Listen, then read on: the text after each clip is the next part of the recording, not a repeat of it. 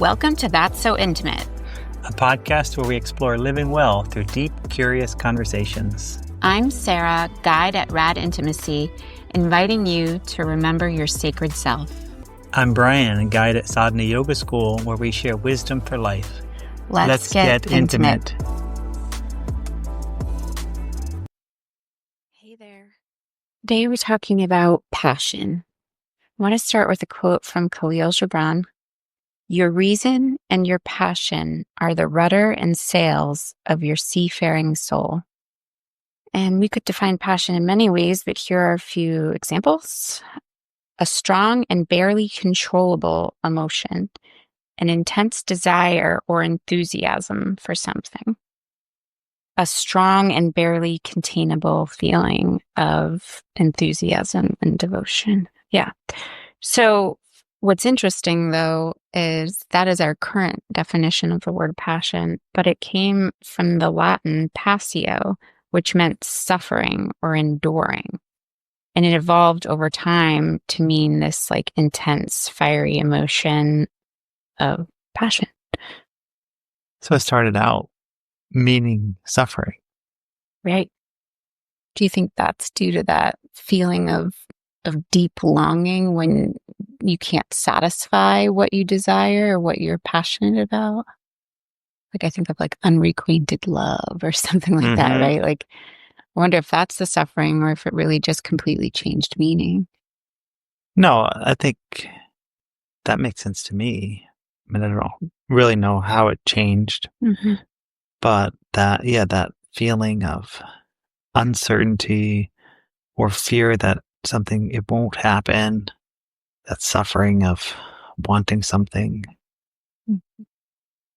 I like this word so much because I think also synonyms, similarly like the word desire, devotion, yearning, fervor, there's some intensity behind it. It is, I think, closely tied to this like passionate life force energy, this Shakti, this inner fire for creativity and enthusiasm. Like I think, yeah, it's like the aliveness in a way.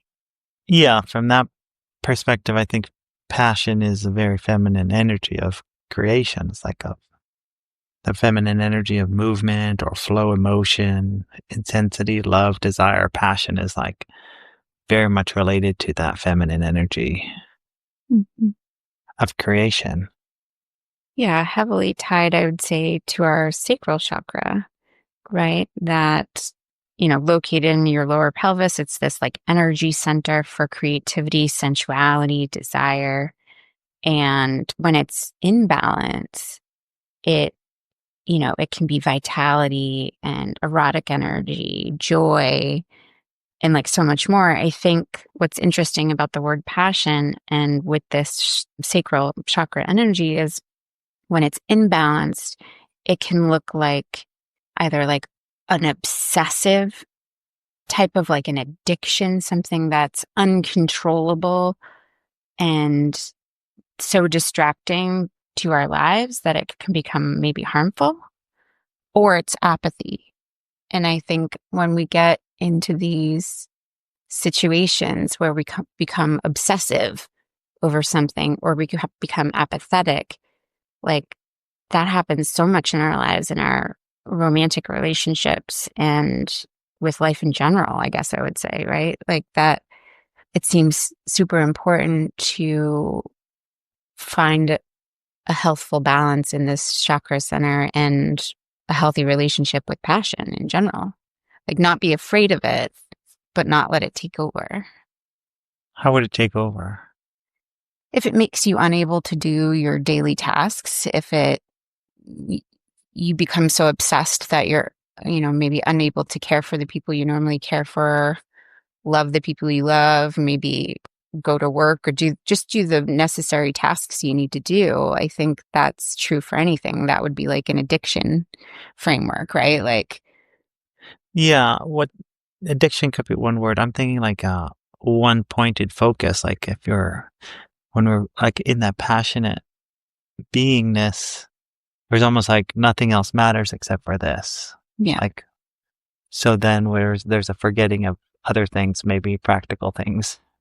And I think in moments in time or in minute doses, that can be healthy. It can be healthy to be all consumed with something that you're just so over the top engaged in and so excited about. It literally quiets everything else in your life. I think sometimes that's good. But I come back to that original quote from Khalil Gibran's just talking about reason and passion as this like thing that in harmony guides our life and our soul, right? So you need a little bit of both long term to be satisfied, to live a good life, right? If you only live in the passionate framework, though it will be chaos. If you only live in reason, I think life will probably be dull. You know, it will lack meaning, excitement. So having that balance is probably the key. Yeah, so is that the same quote is saying like we need to balance our feminine and masculine energy, right? So let's say Yeah. feminine is more passion, masculine is more reason or awareness, consciousness, presence, direction. So if we are in one or the other, we're not going to feel the fullness of life. And, or maybe it's going to take us in to one extreme or the other. But if we have them in balance, things are going to be better. So we can have that in our personal life, like just like balance them within ourselves, balance them within our partnership, balance them within our community, because we don't want a community that's just like so organized and has this no life force, no creativity, no passion at all. But then we also don't want just like all passion and no organization, because then you have maybe chaos. Yeah.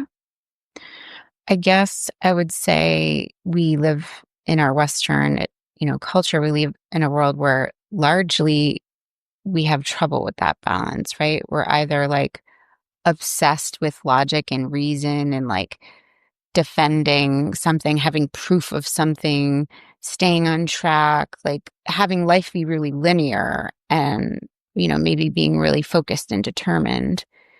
And also, we numb out and find things that are fiery and passionate that are distracting rather than finding that like beautiful balance.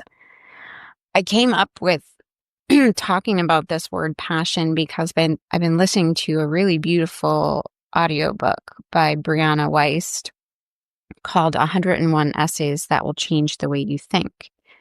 I was loving all the chapters till I got to chapter 40, where it says, why logical people, so this is the title of the chapter or essay, why logical people lead better lives in a generation where passion is at a premium. Only at the end of like the 14-minute, however many word essay does she talk about the balance of logic and passion. But really the whole time, it sounds like she's really degrading trusting it within this, the feeling you get from passion. Like almost don't trust that inner knowing if it feels fiery. And I just really don't believe that's true. I think you need to really be an embodied version of yourself. You can't just live in your logical mind. Like, you have to listen to what bubbles up about bits of aliveness. You have to be in your body and say, what is it I want now? What am I yearning for? Like, never push that down, but always, before making any big decisions, I would say check in with your logical mind, check in with your reason. So, all that to say, I'm all here for the passion, if you didn't already know this.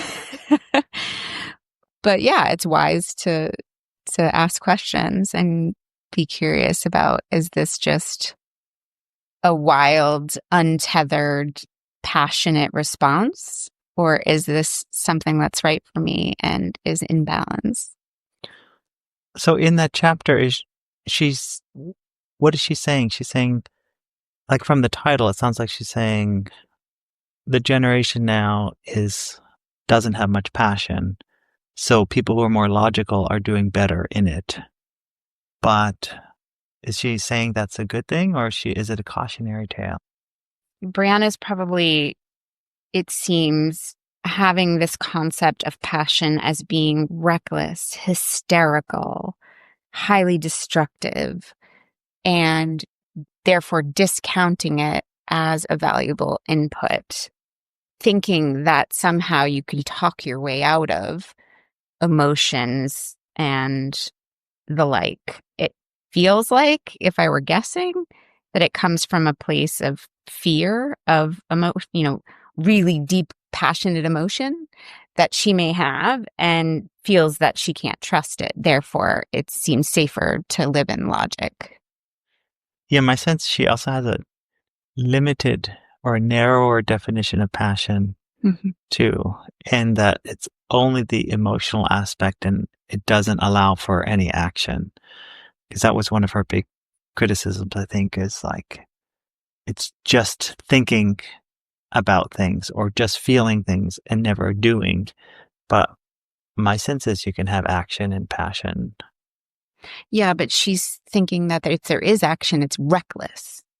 Like you're going to guide your life in a way toward, she was giving an example of like, a partner that you're super passionate about, but is like abusive to you or something, as if you only make bad choices when you have, your passion goggles on. I don't believe that's true. I don't believe that's true. And let's say we do make a bad choice in passion, we also make a bad choice in logic. For sure. It's like, just because we can make a quote unquote bad decision if we're in passion doesn't mean passion's bad. I think her main point, or what I would take away, is that if we're only in passion, it can be hard to live in the world today.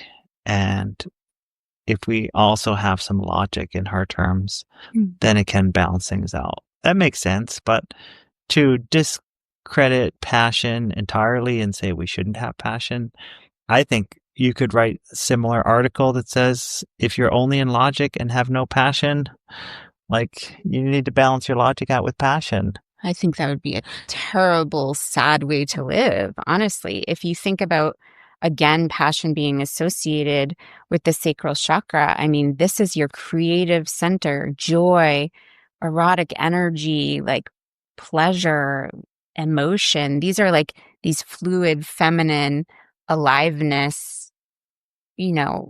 gifts that we were given in this life.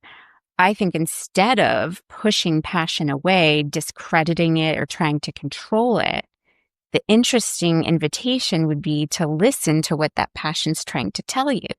What does this fire want me to create, want me to connect with, want me to awaken?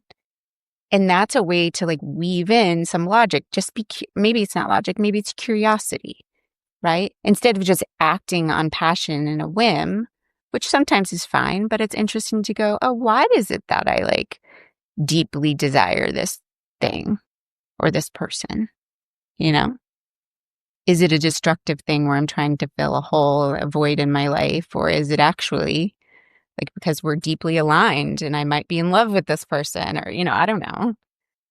I'm just thinking about the times or space that we have when we can just be passionate and we don't have to be logical. So I think about sometimes we'll do that. We'll just create a space and know for all evening, we don't have to worry about anything logistical or logical. And I know that, I don't have to follow any timeline. There's nothing I need to get done or not get done. Nobody to go drive to pick up or something. So then it's I don't can kind of let go and know that all the logistical things are taken care of, so that if there's a lot of passion in that time, it's not destructive because that container is there. That logical container is already there. I think if you're in that space all the time, it would be destructive. so we move probably move in and out of like logical versus passion. And if we can have both in balance at the same time, that's great to like be able to, I guess, work within our passion and flow with that, but also have our logical aspect or our masculine aspect, like keeping that in check a little bit. Mm-hmm. I think about like in a relationship, often the feminine, which often is the woman, is seen as being more passionate.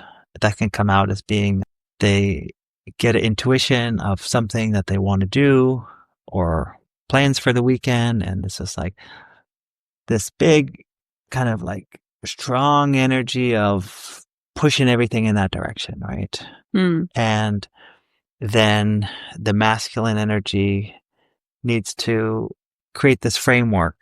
Or sometimes I think about like riverbanks. What are the riverbanks that we're going to allow this passionate energy to be in this weekend? Mm-hmm. And if it's like this destructive thing, like, oh, we're going to spend, $1,000 and get tickets somewhere and then do this and this, like, it doesn't really fit into the life and it would be destructive, then that masculine energy needs to say, no, we need to like, okay, set riverbanks. What can we do? How can we be passionate and not destructive at the same time, right? And so maybe it's natural in this case that there doesn't need to be any limit set, or maybe there do need to be some limits set and say like, no, that's not part of our reality right now, or it is, let's go for it. It's just like we do need both, I think. Otherwise it can be destructive. But what I was thinking was like, it's great to create those spaces where we know we're in a safe space where we can be as passionate with our ideas, emotions, actions as we want, and we know it's not going to be destructive to our lives. Mm-hmm. I mean, I think passion as being potentially destructive is like the extreme case. I think, if anything, it's often distracting. And so I think on the more minute level, it's often interesting to ask, is this passion that's bubbling up in me a desire that is distracting from my ultimate like values or morals or like goals in life or whatever in maybe an unhealthy way? Or is it distracting in a healthy way or bringing me in a different direction that is more in line with my path? So I think the inherent energy and fire and creativity that comes along with passion, I think can be universally seen as a positive energy. It's just checking in with yourself to see if this is the right kind of passion and if it should be acted upon and if it should, you know what I mean? Like, so for me, it's not ultimately about, is this destructive? Yes or no. It's like, is this aligned? Yes or no? Or is this the direction I want to go in? Is this the choice I want to make? But how could passion not be aligned? Isn't it just like this spontaneous, intuitive desire? I mean, Like, yes, but like, so for example, I tend to think of myself as like some, explorer, wayfinder. Like, I feel like it's somehow in my DNA. But I have 2 kids who are in school. So I can't just be like, oh, I have the like desire to go, live in an RV and travel the world. Bye, kids. Like, you know what I mean? So it's like, it's great to know that I have that desire and maybe I can fulfill it in a week-long vacation, or, maybe there is a way to totally shift my life and bring my kids on the road and go see the world and things like that. But like, you just have to keep checking in with yourself and saying, what's realistic? What about this gets me excited? Like, what sparks are flying? And like, what does that mean about who I am? And like, I don't know, like just getting really curious. But sometimes it doesn't go with your life and you have to kind of, think about, like, can I satisfy this passion in a maybe smaller way or in a different way? Yeah, that's a perfect example of what I was meaning to say when I was thinking about the riverbank. So Yeah. you're creating some riverbanks yourself. You're saying like, oh, maybe I have this passion or desire to, let's say, just travel the world for a year. Hmm. And then your logical masculine self is stepping in and saying, what are the riverbanks that are realistic now that won't be destructive? Hmm. Maybe it is destructive to just like on a whim take the kids out of school and just get a plane ticket to some place and do that, right? Maybe. So your logical mind is saying, oh, maybe that's destructive. And then it sounds like you're then moving from there. Okay, what is in bounds of the riverbanks that I can do? What is Hmm. But then are the what is that acceptable playground for passion? Yeah. But then who decides the riverbanks? I think that's another thing to get curious about. Are those fear-based or are those really rooted in, I don't know, protecting my family? I'm like, these are Mm, destructive. Like, so I think that's the thing with passion is it's so intense sometimes. And people sometimes have a lack of trust or in their, deeply feeling emotions. They're afraid of that really wild energy that can come from it. They might not trust it or they're afraid. And so I guess I would just get curious with yourself. Who decided on these riverbanks, right? Like, so, well, it's each of us, right? Or each or did each society each decide that though? relationship, each community, it's each whatever the decision making, whatever is involved. Yeah. So, like with that, I love that idea of like our a lot of it can be fear based. So, if we're the more grounded we are in our masculine, so this means we're unafraid of anything, right? It's we're identifying with the eternal consciousness that is unchanging and almost of a just a unchanging, unperturbable groundedness that Hmm. is all consciousness. If we're grounded in that, we don't have any fear. And in a way, our riverbanks are we don't need riverbanks because we know that in any situation, we're going to be fine. Hmm. Now, the less we're associate with that eternal nature of ourselves, the more we're going to be, having to narrow those riverbanks. So think about it like, well, with this traveling for 1 year, if we're not so grounded in our own personal being of feeling able to take care of ourselves in any situation. Hmm. And maybe the more plugged in we are to our society and our social values and social ways of doing things, our society says we need to go to school, get a good degree, go get a good job, get a house, do this. And that is what provides safety. And if we don't do that, then we don't feel safe. But that's a different mentality or different place of knowing that you can provide safety. Is like, I can provide safety if I have this job, Hmm. right? That's a much more limited to this zooming back and saying like, I know I am safe and protected In in, this in universe, this like, universe. right. It doesn't matter what job I have, if I have a job or not. I know I'm going to be able to take care of myself. And So the riverbanks are going to be different. So if we're the more kind of plugged in we are to the matrix, then our riverbanks are going to be more narrow, right? And anything that goes beyond those is going to be described as destructive. yeah. So it's like you're leaving this good job to go pursue something that you want to do. This job's providing you a steady paycheck, health insurance, all these things. Society views it as destructive to leave those riverbanks and go and expand it. But if you're personally grounded in a deeper knowing that you can take care of yourself in any situation, then that riverbank seems so arbitrary. Why would you need to stay in that one job? There's literally a million jobs you can do. Mhm. And people have these jobs and they're living they're living. Mm-hmm. Mm-hmm. Yeah. So for me, I can get really passionate about passion because I think as a woman socialized in the United States in the 80s and 90s, the overall message to women was to fit in this box.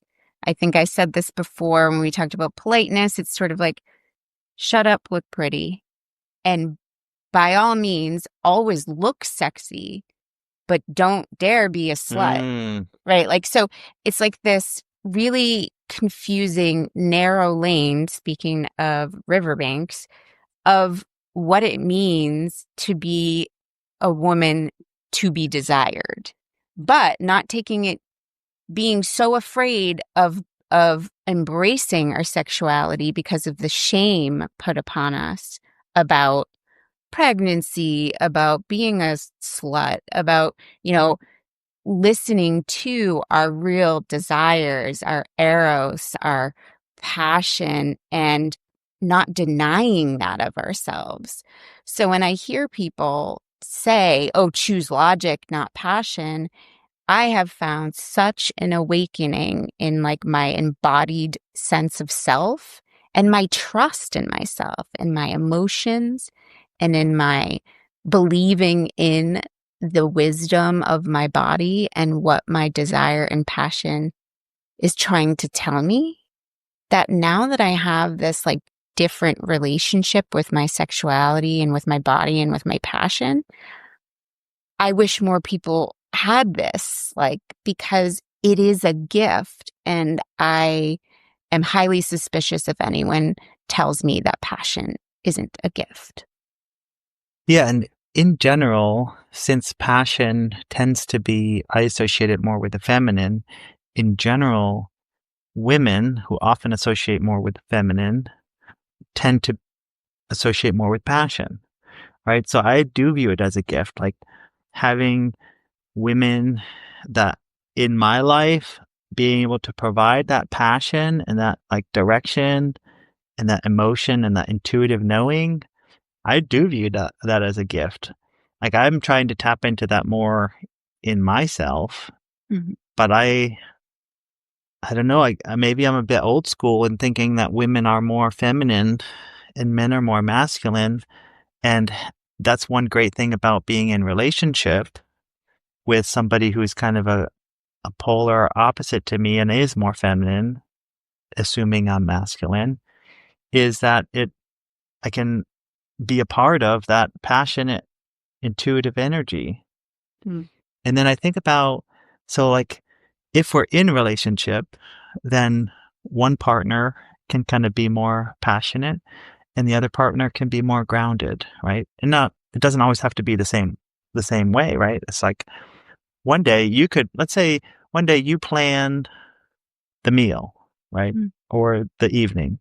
So I don't need to worry about any of the logistics. And you just are saying, let's just be ready to go at 5 and we're going to go out, right? And if I don't have to worry about any of the logistics, then I don't have to be in that kind of masculine part of my head. I don't have to be planning logically. I don't have to set the riverbanks and know like, what do we need to bring or what do we not need to bring? Because you've taken care of all of that. So then that allows me to just be more in my feminine side and my passionate side and just feel my feelings more, right? If you set those riverbanks and do that. Yeah. But or vice versa, right? But if we are both in our feminine, let's say, then it can be destructive because we go somewhere and we didn't bring what we needed, right? Okay. So it's like, but if you trust in the universe, then maybe it'll all work out. well, but that's that's the masculine in us knowing, being really grounded, that knowing we can take care of ourselves in any situation. Okay. So I think my biggest pet peeve with talking about masculine and feminine energy is just the terms, because it does get gendered so often. And I would say, if for those listeners, I don't know, like maybe you have a deep understanding of it, maybe you don't, but I wish that when we talk about masculine energy, it would just be called something like structure. And when we talk about feminine energy, it could just be called something like flow. And that's very basic. But all that to say, it's best if we have a balance of those things in each individual person, no matter their gender. Now, we're going to naturally gravitate or orient more toward one of those energies or the other, like a yin yang type thing. Like maybe I'm 75%, more flow energy and only 25% structure. That probably is how I work. And you might be the opposite, but that might not be true. So each person, I think, has a different balance of those energies. And I guess I would say I could see a destructive relationship where, there two people are very lopsided in the same direction in any way, right? So, or sometimes what happens is you get together with somebody who has a different energy makeup than you do, and you compensate for their lack. So say I'm still the 75% feminine energy, and maybe so is my partner. Therefore, we both have to take on more masculine energy than we're used to living on our own, for example. Does that make sense? Yes, so that is destructive in the way that you can't fully embody yourself in any given moment, because part of you is having to kind of back down on the passion or flow in order to be more grounded and logical and take care of the logistics, and somebody needs to make sure that we're home on time. Yeah. And outside of partnership, though, say you're single, how do you manage that within you? I think it takes some awareness. Where are my strengths when I have decisions to make, or I have a free day and I wake up in the morning? Am I more geared toward passion or logic? And how to just be aware of that is probably step number one, right? And just think about do I tend to make decisions from a place of, more fiery passion, zeal, desire, or am I more in my mind trying to think of what should I be doing? Yeah, I think I'm thinking about just around the riverbanks, thinking of kind of logical, grounded, long-term planning type versus passion, emotion, and think about shopping habits, so if we're all in just passion, we walk into a store and we're just go crazy. We just want to buy everything. Oh, this looks beautiful. This looks great. Oh, I need these. Get swept up in that. If we're not grounded, maybe we have unlimited funds. That's great. Then the riverbanks, you don't need riverbanks there. Mm-hmm. If you do have limited funds, then it's nice to have some riverbanks on what you're going to spend that day. I think about my parents. Their whole lives mostly had pretty tight riverbanks financially. Mm-hmm. So they set pretty tight limits on what they would spend kind of passionately on, and bought things that were more logical and practical and saved money. And now that they're later in their lives, they have enough money that they could be more passionate and spend more on things. Even my dad, not even big things, but just buying a new comfortable chair, mm-hmm. or things that are totally within their budget, but they're kind of in this pattern of only being on this logical riverbank side, of saving and not really being passionate in emotion and just living as they want, So it's having that balance. That's destructive too. Having too much logic and not passion, it's destructive in that there's a loss of what could be.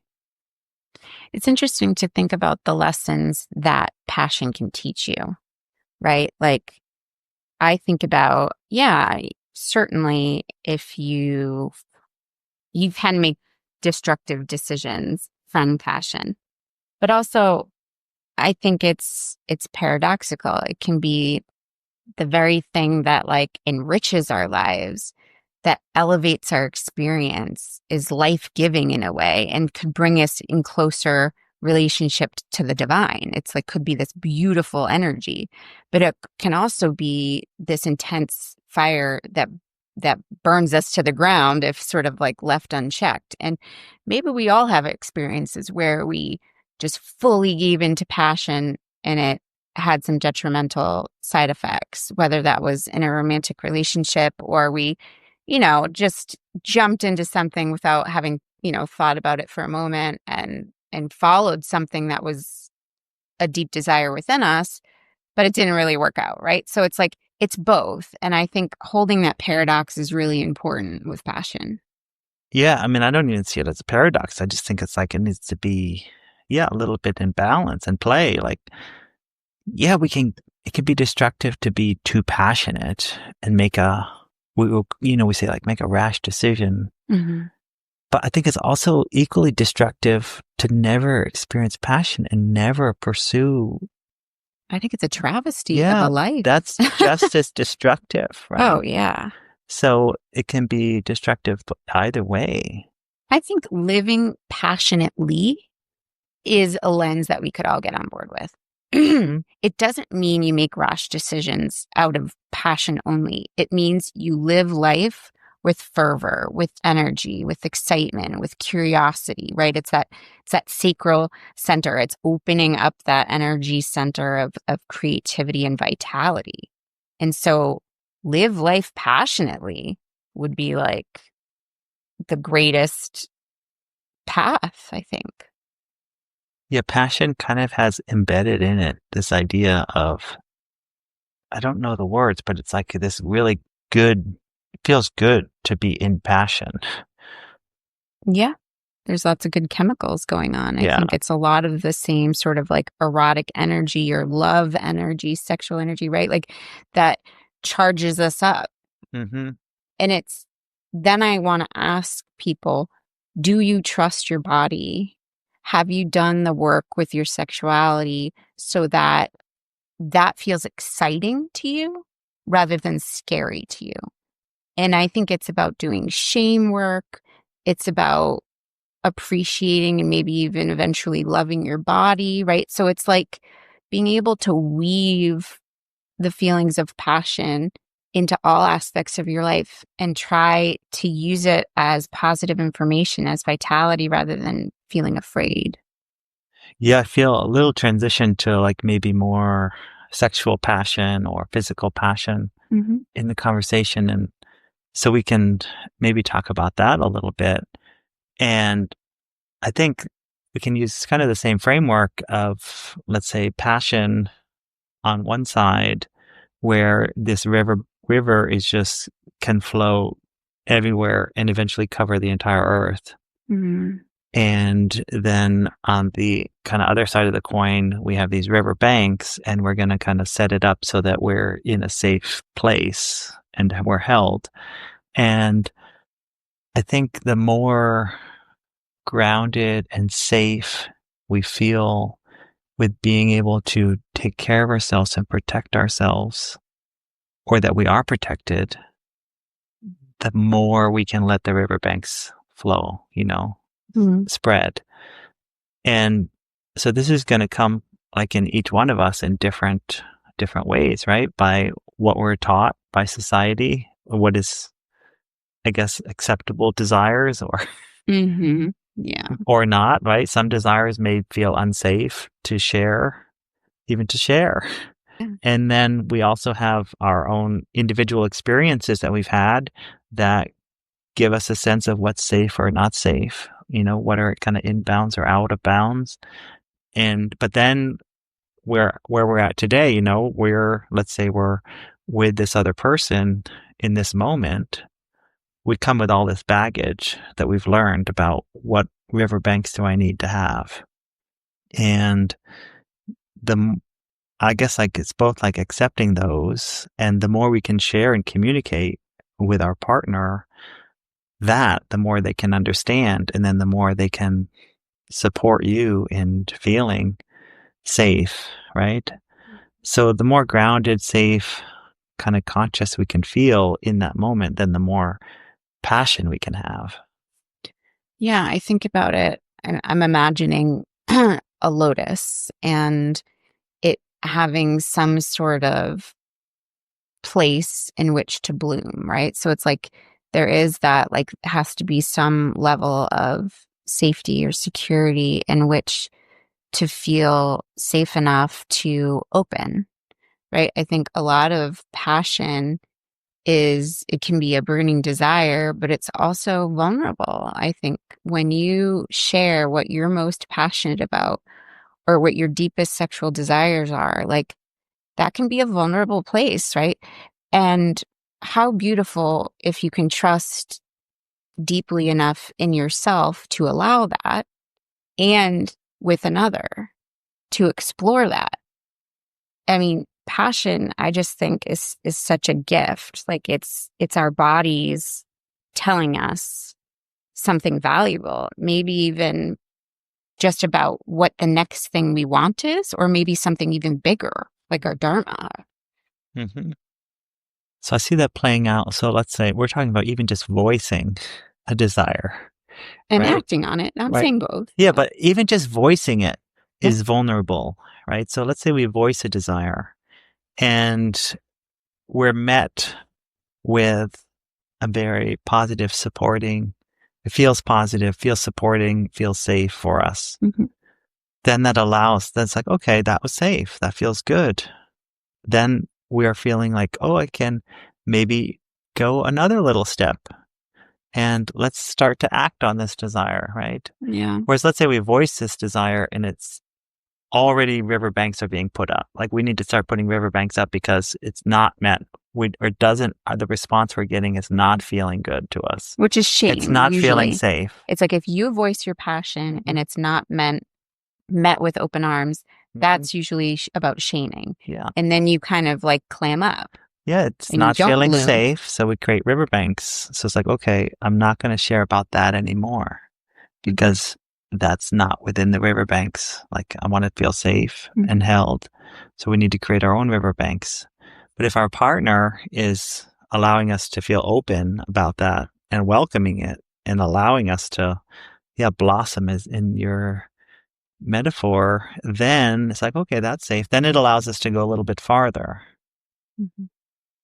I think tragically, some people live their entire lives and from an erotic point of view aren't allowed to blossom. And I think when I believe that it's, again, deeply tied to that sacral chakra energy. So it's like missing out on so much beautiful feelings that I think we're kind of in these bodies meant to feel all kinds of feelings and sensations of pleasure, but also of just exploring creatively what excites us. Because I mean, yes, it can be sexual, and that's really what I'm talking about, is some people like die before having an orgasm or like really just don't feel safe enough to explore their bodies.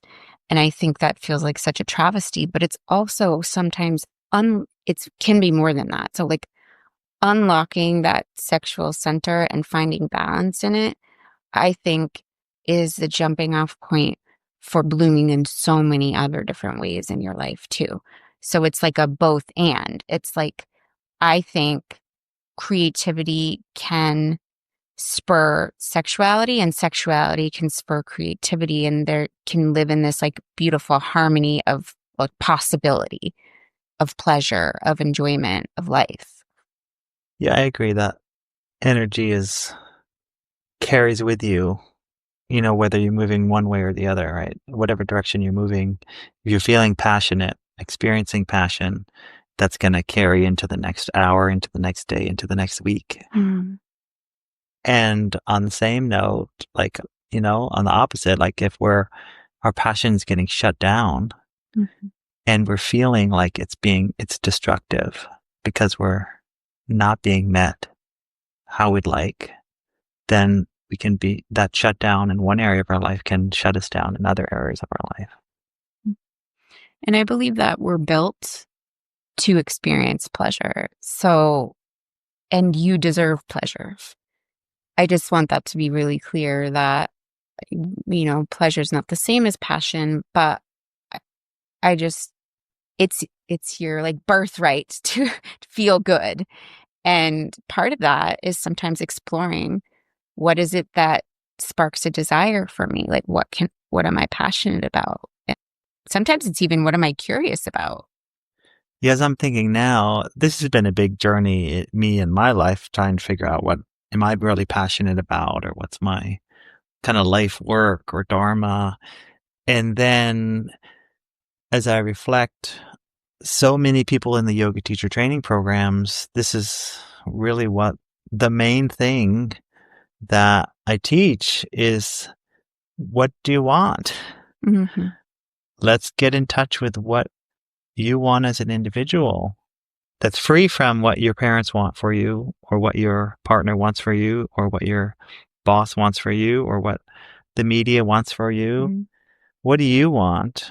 I would love to kill the word should, Yeah. because that's, I think, when you boil it down to one word, what Mm. people live by sometimes Mhm. is the shoulds of the world, right? Rather than, like you're saying, what they want. Yeah, what do you want? So my sense is that our culture today, our society is teaching us very well how to live from a masculine perspective, from that logical planning perspective. And consumer. And people are very in touch with that and are very successful at getting a good education, getting a good job, taking care of all of those logistics. You did all that stuff. Mm-hmm. That's supposed to be the equation for success in a happy life. But one thing I think is missing is this passion thing, like, what are you passionate about? And that's a lot of what we end up teaching in the yoga teacher training program is, what are you passionate about? What do you want your life to be? And then integrating that. And then that's the challenge, right? Okay, so we can learn, okay, passion, this is what I'm passionate about. But then how do I balance the two? How do I make it happen? How do I balance my passion? Yep. And then how do I manifest that in the world? How do I have both? And I just want to speak to you talking about our culture living from the masculine and feeling like that's our societal formula for success, right? And I totally agree with you. That has been my path, the thing you described, like, oh, you have success on all these fronts. Like, on paper, my life looks good. But I feel really unhappy, lost, like just a bit hollow. I think I used that word before when talking about something else. And it's interesting to know that the antonyms of the word passion are apathy, indifference, detachment, passivity, and disinterest. And I think that's how people come to us when they're, or maybe they've gotten over that hump and they have found a bit of a spark and they're trying to move toward it and just haven't figured out how to, weave it into their life. But often it's just like, I feel partly dead inside. I've done all the things. I'm going through the motions. How do I live a life of passion now? Like, how do I live from something that's meaningful? And maybe that just like happens in midlife. It's like a quarter life crisis or a midlife thing where we're kind of like, and when I say crisis, I mean of consciousness, right? Not like an outward crisis, necessarily, but you're really like needing a big shakeup in your life so that you feel something, so that it feels purposeful. Yeah, I love those antonyms: apathy, indifference, detached, passive. And then I think my sense is people can live in that space, but I think you can go even farther on the spectrum to having a disgust for like this feeling of apathy. Like you're just over it. It's like almost can't even stand being in that passive, detached, indifferent feeling. Like I can't even. It's so deadening. I'm just done with this. Yeah. It's like I'm almost like a disgust for it. So then it's like, okay, I got to discover what are my passions. I got to add in some excitement in my life. And I really believe that's the work of the sacral chakra. That's like, how do you get balance in that energy center? Because if you're feeling all of that apathy and indifference, it means that you haven't awakened that passionate energy center. And I think of embodied practices that can help with that. I mean, there's lots of coaching, like life coaching work or like the yoga teacher training, things you can think about from an emotional place. But when I'm talking about like living in your body from a somatic point of view, it's about feminine movement and unlocking your hips. That pelvic center is where all that creativity and passion lies. Like maybe it's that our culture sits too much, right? Like we're stagnant in that energy center, and it's oversimplifying it. There's so many ways to get to a passionate life. But I think like fundamentally, like unlocking that can be a lot about moving energy through there. So circular motions of your hips and like dance, maybe. I don't know. You can do yoga and open up lots of the pelvic center, but I like doing yoga in circular motion too. So it's like a both and then maybe journal about it and then get coaching and work through like what are my values on top of, and that's using your logic a little bit, like what am I value aligned with in like using your logic and using your passion and building a life from those places. I love that. What's coming up for me is like you mentioned dancing. So dancing something that I do like to do, and I feel like I can get in that feminine flow and do that. But it's a great example in my life where my masculine will step in and set bounds on when I feel comfortable doing it or when I don't. Because I haven't always, I guess the feedback that I've gotten in my life, I didn't always feel safe in that space. So then my masculine steps in, it's like logical, like, so then it's like, okay. But is that fear or is that logical masculine? I think it might be more fear. Yeah, but it's a logical masculine bound that's been set to try to protect. Based on historical fear of being rejected or humiliated or whatever. Yeah. My masculine has not felt that it could protect me in every situation or it hasn't been able to. So that could be, if we tease it out, the more grounded I am.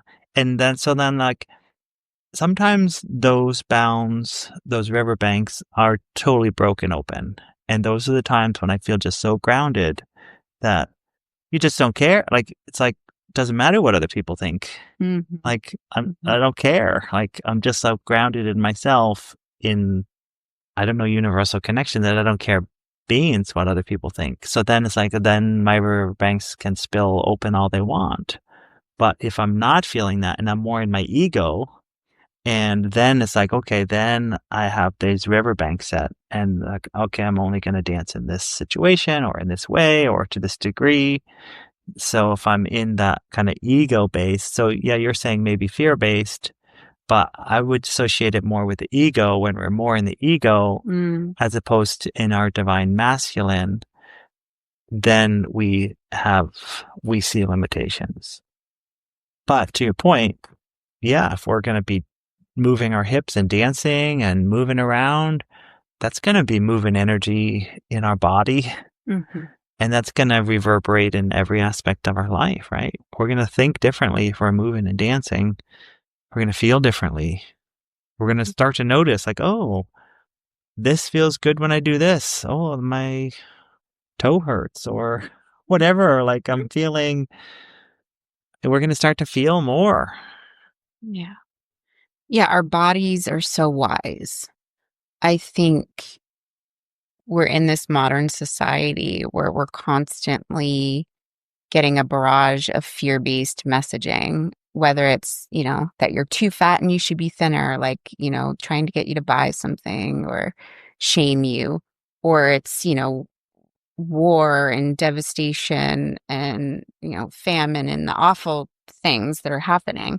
And we just get like overstimulated with really difficult things that our bodies aren't really meant to process to that degree.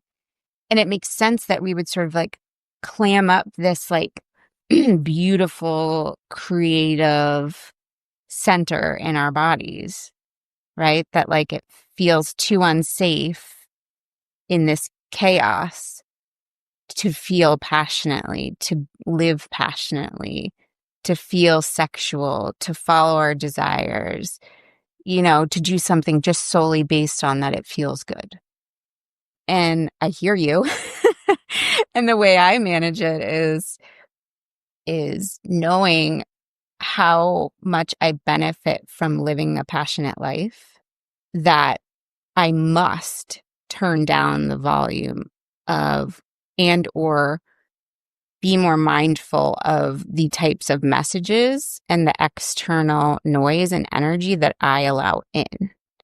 So I guess all that to say, our society isn't necessarily built for this positive, aligned, passionate living.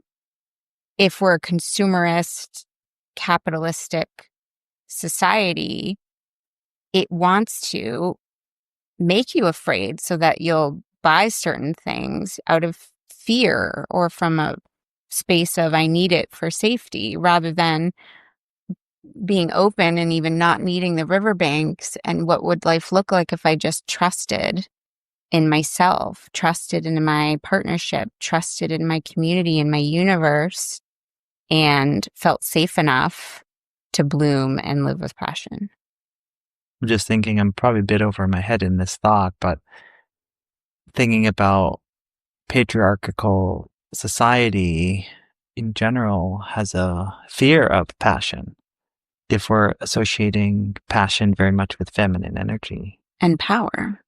So then by diminishing the energy or the importance of passion and feminine energy and flow, it allows the masculine energy to feel a bit safer or a bit more in control. Yeah. So then this is interesting because, so that's maybe from a social perspective, but then you're saying maybe as an individual, you're feeling that same way, right? Like, it's hard to trust the feminine. Like, feminine, we got to tame, right? Keep the feminine tame so that the masculine can be more in charge. And then. Yeah, so I'm going to comment on some of those things if I could. So to the patriarchal society that we're in, yeah, I mean, look to history. Women were easily called hysterical, right? And witches and burned at the stake. And if too emotionally unreliable, too passionate, too hysterical, too emotional, you would get locked up in a mental institution for the rest of your life, right? So there is power in passion inherently. I don't mean the kind of power that money buys. I mean a natural, powerful, grounded, undeniably beautiful type of energy that is so pure, I think, and so beautiful that people who have the more traditional power, influence, money, political sway, that sort of thing, is afraid of something that feels so pure and unattached to, capitalism or the patriarchy, that it's to be feared. It's not understood. Therefore, label it something scary and strange and unbridled and reckless and destructive to our society so that it goes away and gets diminished. So I think, speaking as like a socialized woman, it's both the things we talked about. It's both like the patriarchal oppression of that energy, of that passionate energy, and just the general fear mongering that happens in the news cycle and so on, whether it's for you to buy a product or whether it's for you to pay attention to the news to get viewership. Like, there's a reason people want you to live in fear. And there's a reason people are afraid of that feminine fire, that passion, is because it can move mountains. if you allow yourself to embody it. Yeah, I'm trying to think about an analogy. Thinking about a moment when I was in Guatemala and we're driving with my friend. He has this old Jeep. It's like really beat up. So it did work and drive, but kind of countering that to somebody who has this really fancy, brand new, awesome Jeep. So you can have this really brand new, fancy, awesome Jeep and just think you're on top of the world and you're driving this. But let's say you're just driving this alone and nobody's there. And you're like, oh, maybe I'll try to put on music. And then you put on the best music, but it's still just not that satisfying. You're just like driving around in this awesome Jeep, which should be the sign of super success. And you can have this really nice sound system and you're doing this. So like all that stuff of success is there. Contrast that to us driving around in my friend's Jeep that's super old and beat up and barely could make it.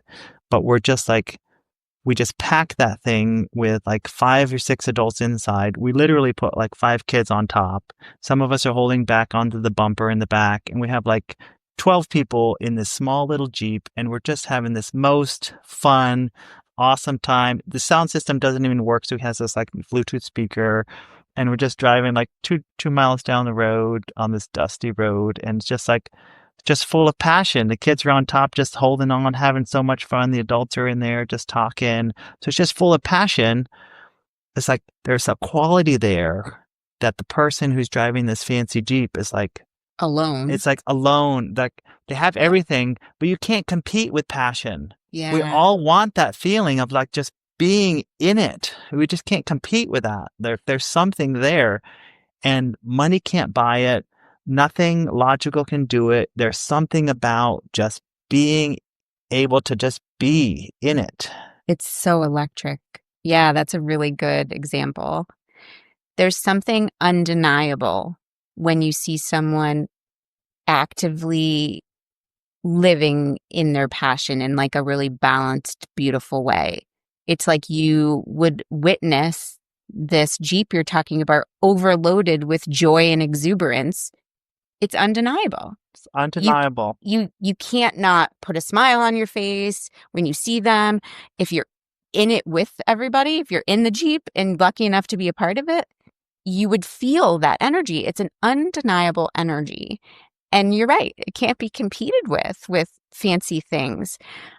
I saw, it's making me think of this, I don't know, little quote I saw recently, and I'm not going to get it right, but you might know what I'm talking about. It went around on social media a lot. It was like, I want to be with people who aren't polishing their exteriors, but something about doing that with their interior, essentially, right? I'm not going to, again, not getting it right, but like exactly that. Like, who cares if you have a polished exterior, whether that means your physique or you're getting plastic surgery or you're having the perfect car, or outwardly speaking, everybody thinks you have it all together. You've got the job, all that sort of stuff.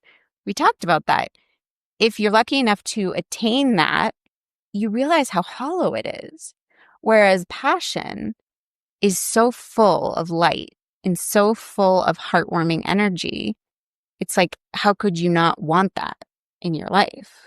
You do. And I think people are often jealous of people who have it.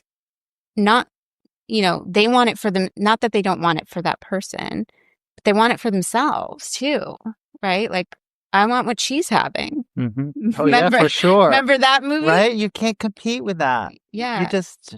It makes me think of a true orgasm. That's what she was faking it in the movie, right? Yeah. But Meg Ryan, right? Yeah. I was going to say Sleepless in Seattle. No. Harry Met Sally. When Harry Met Sally, right? So it's, somebody living in their passion, feeling pleasure, like it's undeniable, I would say, right? Yeah. And people want that. Yeah. So if we're like just looping back to the patriarch society, so if we're just in a kind of like logical masculine society where we don't value that passion, a lot is lost. Mm-hmm. A lot is lost. Yeah. And then, the grass is always greener, right? So we always kind of want the other, right? If we're so much in our passion, like, I kind of think about this with myself and my brother in our careers because for the past, I don't know, 15 years, whatever, I was always worked for myself. So I kind of had that time freedom of like his big thing is he has set vacation. So he's like so limited in vacation. Hmm. I wasn't, and I could travel a lot. And so I kind of maybe like I was living more passionate in my profession and had kind of that freedom. So maybe I had more of that passion or more of that feminine energy there. And he kind of had a, a little bit of envy in that, thinking about, oh, I wish I could kind of live that life. But then I'm also have a little bit of envy for him in that he has a regular job with regular income and doesn't have to work, you know, 24/7 and just like goes to work and then come home and has his home time. So I kind of envy that. Mhm. It's like the grass is always greener. Like we always kind of so like I guess I say that in that we kind of naturally want a balance, like to find that balance where we can live in both and experience both. Yeah. We don't want to just be in one or just be in the other all the time. I like this train of thought because it's making me think like we don't know how much time we have here in this life, like on Mm, Earth, right? And I think what people tend to do, which logically makes a lot of sense, and I think in her chapter, Brianna Weist was talking about this, is that she has two passions. One is to like live this, like, I don't know, carefree life of freedom, and one is to work hard for the money to have that carefree life. And she's choosing the latter to work hard now so that she can have the former later in life. And it's like, I know that to be true. That's kind of what happened to my mother is she unfortunately died of cancer at age 64. She'd been retired for a few years. Luckily, she had been able to experience a few years of retirement and some of that freedom. But I mean, we can't know when we're going to die. But I guess all that to say, I'm not saying front load your life with no responsibilities and only passion, but more what you're saying, which is that don't forego the passion for later, mm. right? The joy for later, the exuberance, the desires. Like, don't just keep pushing them off, thinking if I just keep trucking on, if I just work super hard, and if I just suffer long enough and hard enough, it will pay off. And you might be right, but you might also not be able to have that life of passion if you put it off. And that's kind of the promise of our society today, right? Go to school, work hard, save, and then you can retire, right? So it's like putting it off, putting it off. And I mean, I do know some people that are in retirement and it's working out great for them. But I think more often it's it's like if you're in the pattern of working, working, working, it's hard to transition into retirement and hard to switch. Like you can't necessarily just change the way you live and experience life on a dime. Like I'm retired, so now all of a sudden Mhm. I'm less logical and more passionate, and I do the things I love, and so like people keep working. More and more I hear people, I'm retired, but I do this. I'm like, so I mean, I guess the definition of retired is different Mm. because I see so many people that are retired, they're still working. Yeah. Mhm. They can't turn it off. They can't switch. Yeah. I guess I would encourage people to think about really what lights them up. Like, what are you really passionate about? What are you driven towards? Where do you find real freedom of expression and creativity? What are you turned on by? And like, journal about it and think about how you can weave it into your life and how, yeah, you can just try to live just a teensy bit more passionately, you know? Yeah, and I always suggest to start small on new things, right? So it's like I want to live my passions. So probably not best to quit your job, sell everything, and travel the world tomorrow. Don't start with that. Start small and figure out what's one thing I can do today that I would absolutely love. Maybe it's something to do with food. What's your favorite food? Go buy the stuff and make it. Or maybe it's just getting a mango and eating that, right? Mm. Or go find your favorite friend and go for a walk and have just the most amazing conversation. Or maybe it's a family member, right? Go play with your kids just like it's the last day. Mhm. What's your most favorite fun thing to do? And I would say one maybe more concrete way to think about starting to be curious about passion is to move through a sensory experience. And you can choose what that is, right? You can make a beautiful meal for yourself and eat it really slowly and intentionally and use your sense of smell and leave it on your tongue for a while and notice the textures and, just like slow things down, pay more attention, allow your partner to, tickle you with a feather or go out in nature and take in all the senses. Like our senses communicate things to our body about pleasure and about passion. It allows us to sort of unlock the richer, more colorful life we might be longing for. It's just a simple little thing. I'm not saying that that's going to lead you to a passionate life, but it might be like one beautiful experimental step toward it. Yeah, I just did a fast for a couple days, and then I went up to my parents and they're having dinner, and I had a nice dinner with them. And then my son was asking me after, he's like, "So you hadn't eaten for a couple days. Was dinner better than normal?" Yeah. And I was like, "Yeah, it was. Like every bite was so good. I could just taste the flavors and appreciate it." And I mean, I guess I had like more passion for that, like experienced it in that dinner than by not eating for a couple days because I was more deprived of it. So like, Mm. and I'm thinking, so maybe we could do that. Or I think about if we hold our breath, right? That next breath feels so good coming in. If we're extra thirsty, that water tastes so good going in. Mm. If we're out hiking so much, exercising, that dinner never tasted so good. So almost like Deprivation. deprivation. Yeah. I think that works sexually too. Like it's funny, like even with long-term relationships where like maybe the sexual energy is really lacking, if you actually make a pact that we're not gonna, like, say, have sex for 3 weeks or whatever the time frame can be, knowing that you can't gives you the like desire for it. Mm-hmm. Whereas being stagnant and not having sex because you know you can Mm-hmm. is like a different energy. So it makes me think like when I was injured, I was a runner and I was injured, just like the moment you know that you can't have it, you want it. Mm-hmm. And sometimes that's healthy to play with a little bit, right? Like whether it's a fast, whether it's like a way to rekindle our sensory awareness and our pleasure of the things we may take advantage of, I guess, right? And Take for granted. Yeah. yeah, Yeah. Like remove it. And then often we feel it stronger. Also, boredom, I think, like moving into boredom, allowing yourself to feel bored instead of distracting yourself with a show or something. Just like allow yourself to feel bored.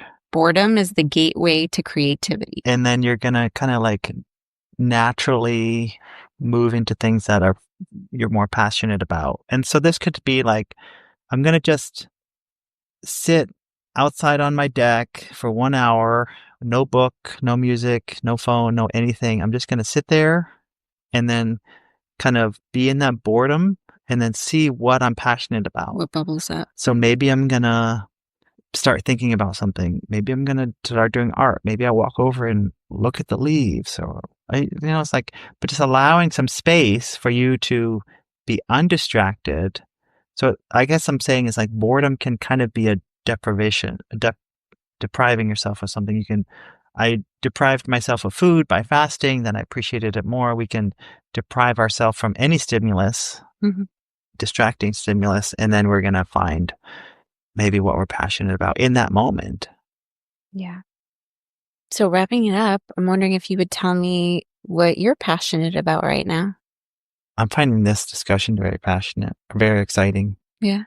I love doing these talks. I'm just thinking about if I could transfer this into communicating to people about what the yoga training is, because that's really what I see it as, is allowing people to, find their passion, live their passion, find that balance of being, outwardly successful in the world, but then also being inwardly successful in enjoying and having the best life you can live.